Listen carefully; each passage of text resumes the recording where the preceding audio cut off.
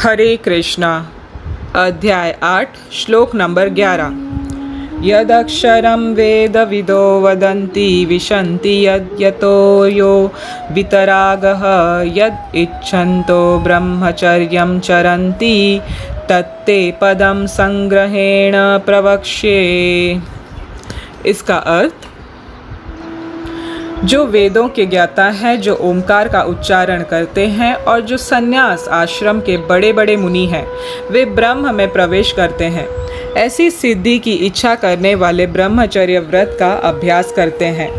अब मैं तुम्हें वह विधि बताऊंगा जिससे कोई भी व्यक्ति मुक्ति लाभ कर सकता है। तात्पर्य, श्री कृष्ण अर्जुन के लिए षट चक्र योग की विधि का अनुमोदन कर चुके हैं, जिसमें प्राण को बाहों के मध्य स्थिर करना होता है। यह मानकर कि हो सकता है अर्जुन को षट चक्र योग अभ्यास न आता हो, कृष्ण अगले श्लोकों में इसकी विधि बताते हैं। भगवान कहते हैं कि ब्रह्म यद्यपि द्वितीय है, किंतु उसके अनेक स्वरूप होते हैं। विशेषतया निर्विशेषवादियों के लिए अक्षर या ओमकार ब्रह्म है। कृष्ण यहाँ पर निर्विशेष ब्रह्म के विषय में बता रहे हैं, जिसमें सन्यासी प्रवेश करते हैं। ज्ञान की वैदिक पद्धति में छात्रों को प्रारंभ से गुरु के पास रहने से ब्रह्मचर्य व्रत का पालन करते हुए ओमकार का उच्चारण तथा परम निर्विशेष ब्रह्म की शिक्षा दी जाती है। इस प्रकार वे ब्रह्म के दो स्वरूपों से परिचित होते हैं। यह प्रथा छात्रों के आध्यात्मिक जीवन के विकास के लिए अत्यावश्यक है, किंतु इस समय ऐसा ब्रह्मचर्य जीवन, अविवाहित जीवन बिता पाना बिल्कुल संभव नहीं है। विश्व का सामाजिक ढांचा इतना बदल चुका है कि छात्र जीवन के प्रारंभ से ब्रह्मचर्य जीवन बिताना संभव नहीं है।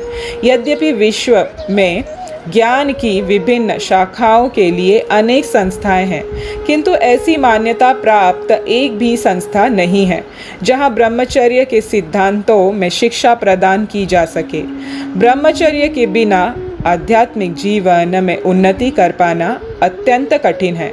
अतः इस कलयुग के लिए शास्त्रों के आदेश अनुसार भगवान चैतन्य ने घोषणा की है कि भगवान कृष्ण के पवित्र नाम हरे कृष्ण कृष्ण कृष्ण हरि हरि, हरि राम राम राम हरि हरि, श्री कृष्ण के नाम के जप के अतिरिक्त परमेश्वर के साक्षात्कार का कोई अन्य उपाय नहीं है।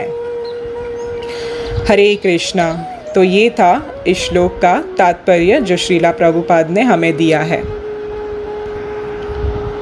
दोस्तों, इस श्लोक का व्याख्या जो है वो हम लोग 13वें श्लोक 13वें श्लोक के साथ लेंगे, क्योंकि दोनों में समानता है।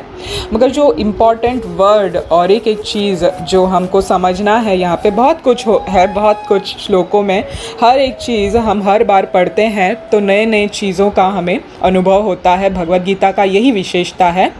तो इसमें जो एक मुख्य चीज़ है वो है श्रीला प्रभुपाद ने और भगवान ने ब्रह्मचर्य जीवन जो है उसके ऊपर ध्यान देने के लिए कहा है। ये श्रीमद् भागवतम के 6th जो कैंटो है, 6वां स्कंद है, उसमें भी इसका व्याख्या है। तपसा ब्रह्मचर्येण समेण च तमेन च। इसका मतलब है कि हमारे लाइफ में ब्रह्मचर्य जो ये है व्रत है उसका पालन होना चाहिए, और ऐसे जीवन के पालन से हमारी आने वाली जो जीवन है, मतलब आने वाला जो आश्रम है, जो है गृहस्थ, वानप्रस्थ और सन्यास, ये भी सुधर जाएगा। क्यों? क्योंकि ब्रह्मचर्य जो है ना दोस्तों, ये टोटली पवित्रता पे निर्भर है, और पवित्रता बहुत इम्पॉर्टेंट है। इसके शक्ति से इंसान कुछ भी कर सकता है, ताकतवर से ताकतवर, बलशाली बन सकता है, इतना भी कि वो भगवान कृष्ण को, भगवान को भी प्रकट कर सकता है। इतनी ताकत होती है पवित्रता में। इसीलिए हमेशा शास्त्र और गुरुजन हमें पवित्रता बरकरार रखने के लिए कहते हैं। और भागवतम में भी शुद्ध ब्राह्मण और पवित्र नारी का बहुत इस विषय में व्याख्यान किया गया है। तो इसीलिए भगवान कहते हैं जो इस व्रत का पालन करते हैं उनको ये अभ्यास सुलभ हो जाता है और वो मुझे पा सकते हैं। तो इस प्रकार से अब हम एक कथा सुनते हैं जिसका पवित्रता से हम पता लगा सकते हैं कि ये कितना पावरफुल है। तो एक बार की बात थी, एक ब्राह्मणी स्त्री थी, उसका जो पति था उसको कुष्ठ रोग हुआ था। तो कुष्ठ रोग के वजह से उसका पति जो था वो चल फिर नहीं सकता था। तो उस ब्राह्मणी स्त्री वो इतनी पतिव्रता थी कि वो उसकी हर तरह से सेवा करती थी। तो उसका पालन पोषण सब कुछ उसकी पत्नी किया करती थी। तो एक दिन क्या हुआ, उसी नगर में एक वैश्या रहती थी, बहुत सुंदर वैश्या रहती थी और बहुत ही ये थी, धनवान थी वो। तो क्या हुआ कि उसके जो पति था वो पति को मन में हुआ कि वो उस वैश्या के साथ रहे, एक रात बिताए। तो उसने ये जो इच्छा थी वो अपने पत्नी से बताया। अब ये कथा के अनुसार देखिए, गौर कीजिए इस पे कि उसकी पत्नी इतनी पतिव्रता थी कि वो मान गई और उसने अपने पति के खुशी के लिए वो उस वैश्या के पास गई और उनके हाथ पैर जोड़े, उनके सेवा किए, इतना सेवा किया कि वो जो वैश्या थी वो बहुत खुश हो गई और उसने कहा, तुम मेरी इतनी सेवा कर रही हो ब्राह्मणी होकर, मैं तुमसे बहुत प्रसन्न हूँ, बताओ मैं तुम्हारे लिए क्या कर सकती हूँ, मैं तुम्हारे लिए कुछ भी कर सकती हूँ, तुमने मुझे बहुत खुश कर दिया है। तो ब्राह्मणी स्त्री ने अपने पति का इच्छा जाहिर किया। तो वैश्या ये सुन के बहुत आश्चर्यचकित हो गई कि एक पत्नी अपने पति के इस इच्छा को कैसे पूर्ण कर सकती है। तो बहुत चकित हो गई और उसने कहा कि उसके पति को वो उसके पास लेके आए। तो वो मान गई क्योंकि उसने इतना सेवा किया था उस वैश्या का कि वो बहुत खुश हो गई उससे, और उसने कहा उसे वहाँ पे लाने के लिए, मिलने के लिए। तो जो ब्राह्मणी स्त्री थी ना दोस्तों, वो अपने पति को कंधे पर बिठाकर रात के वक्त कोई देखे ना ऐसे टाइम पर वो लेके आई, वैश्या के पास लेके आ रही थी रास्ते पे। अब क्या हुआ, जिस रास्ते से वो आ रही थी ना, उस रास्ते पे एक मुनि को सूली पे चढ़ाया गया था। ये बहुत गलती के वश की गई थी। एक राजा था उस नगर का, वो अनजान था, उसको पता नहीं था, उससे ये गलती हो गई और उसने सोचा कि ये अपराध उस मुनि से हुआ है और उस गलती से उसने उस मुनि को सज़ा दी। तो सूली पे चढ़ा था उस ऋषि को। तो वो ऋषि बेचारे पहले से ही दुखी थे कि गलत धारणा से इस राजा ने मुझे सूली पे चढ़ाया है और उस दर्द से कर्रा रहे थे। और जब वो स्त्री वहाँ से आई, ब्राह्मणी स्त्री वहाँ से आई, तो उसके पति का पैर उस ऋषि को अनजाने में अंधेरे में लग गया और तत्क्षण उस ऋषि ने श्राप दे दिया कि मैं इस तकलीफ़ से गुज़र रहा हूँ और ऐसे तकलीफ़ में कौन मुझे ऐसा त्रास दे रहा है, तो मैं उसको श्राप देता हूँ कि कल का सूरज वो नहीं देखेगा, वो मृत्यु को प्राप्त हो जाएगा।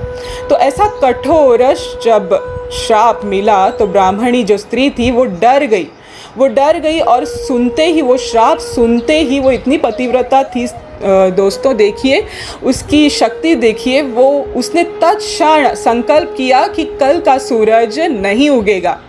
तो जब सूरज ही नहीं उगेगा तो फिर पति कैसे उसका मतलब मृत्यु को प्राप्त होगा।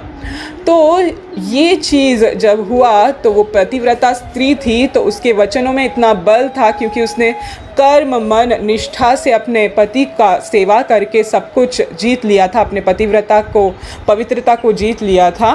तो सूर्य बिल्कुल उदय नहीं हुए, वो तो अपने आप बैठ गए वहाँ पे, बोले अभी पतिव्रता स्त्री ने ऐसे एक संकल्प किया तो हम तो भाई नहीं जा सकते, आज हमारी छुट्टी हो गई, चलो। तो सब देवी देवता हाहाकार करने लगे। ब्रह्मा जी, शिव जी, भगवान विष्णु के पास आए और बोले आप ही कुछ कर सकते हैं, चलिए चलिए जाके साथ में मिलके उस स्त्री को मनाते हैं, ऐसे कैसे हो सकता है, आप चलिए चलिए। तो ऐसे मनाने लगे और भगवान विष्णु स्वयं वहाँ पे ब्रह्मा जी और शिव जी के साथ आए, प्रकट हुए और उस पवित्र नारी जो है, ब्राह्मणी नारी है, उनसे याचना करने लगे कि हे माता, आप ऐसे अपना वचने जो हैं मत कीजिए, क्योंकि सृष्टि जो है वो हाहाकार में चली जाएगी, बहुत प्रॉब्लम हो जाएगा हर जीवात्माओं के लिए। तो आप अपना श्राप वापस ले लीजिए, या फिर आप इन्हें मरने दीजिए और फिर मैं इनको जीवित करूँगा, ऐसे भगवान विष्णु ने कहा। तो उस जो नारी थी उसने कहा कि क्या मतलब, क्या प्रूफ है, मैं कैसे अपने पति को मरने दूँ? मेरे पति ही मेरे लिए सब कुछ है और उनकी सेवा करना यही मेरा सबसे बड़ा धर्म है, ऐसे उन्होंने कहा। तो भगवान विष्णु उनके वचनों से इतने खुश हुए, उन्होंने कहा कि हे माता, आप चिंता न करें, आप इसको सच होने दें, क्योंकि ये एक महान ऋषि के मुख से निकला है श्राप, तो इन्हें मरने दे और बाद में मैं इनको जीवित कर दूंगा। आप इस पे मत ये कीजिए, रोकिए, सूर्योदय होने दीजिए। तो जो माता थी, जो ब्राह्मणी स्त्री थी, वो मान गई और फिर ऐसे ही हुआ, सूर्योदय हुआ और पति ने जो है उनके प्राण त्याग दिए और फिर वापस भगवान विष्णु ने उनको प्राणदान दिया। भगवान विष्णु तो हर चीज़ करने के सक्षम हैं, तो उन्होंने उनको प्राणदान दे दिया। तो इस प्रकार आप देखिए दोस्तों, हर जगह पर शास्त्र में इसीलिए ब्रह्मचर्य व्रत का पालन करने का जोर इसीलिए दिया है, क्योंकि जो व्यक्ति, स्त्री हो या पुरुष हो, जो ब्रह्मचर्य का पालन करता है वो सबसे शक्तिशाली जीवात्मा कहलाता है इस ब्रह्मांड में। आप स्वयं जो भीष्म पितामह हैं हमारे, उनके कथाओं से ही देख लीजिए, उन्होंने इतना शक्ति पा लिया था कि मृत्यु के समय भी वो अपने आप को कंट्रोल रखते हुए उस बाणों के शैया पे एक देवता, जैसे एक स्वर्ग से देवता कैसे धरती पे गिर जाता है, वैसे वो मतलब धरती पे थे बाणों के साथ। तो सब कोई देखता था, तो उनके जो सुंदर स्वरूप को वो आश्चर्यचकित हो जाता था कि ये कैसे पॉसिबल है। मरने वाला इंसान की जो ये है काया है वो पूरी क्षीण हो जाती है, उसकी सुंदरता पूरी निकल जाती है ना। हम जब हॉस्पिटल में किसी से मिलने जाते हैं, अगर वो बीमार भी है तो उसकी पूरी काया सुंदरता पूरी निकल जाती है और वो पूरी व्यथा में होता है, दर्द में होता है। मगर भीष्म पितामह के केस में ऐसा नहीं था, वो तो बाणों के शैया पे ऐसे दिखते थे जैसे स्वर्ग लोक से कोई देवता धरती पर आ गया हो और सो रहा हो। तो इतनी सुंदर उनकी काया चमक रही थी उस रणभूमि में। तो इससे हमें समझना चाहिए दोस्तों कि पवित्रता बहुत इम्पॉर्टेंट है, ब्रह्मचर्य का व्रत बहुत इम्पॉर्टेंट है। यही हमको शक्तिशाली बनाता है, बलवान बनाता है और भक्ति में आगे बढ़ने का प्रोत्साहन देता है। हरे कृष्ण कृष्ण कृष्ण हरे हरे, हरे राम राम राम हरे हरे। श्री कृष्ण भगवान की जय, श्रीला प्रभुपाद की जय।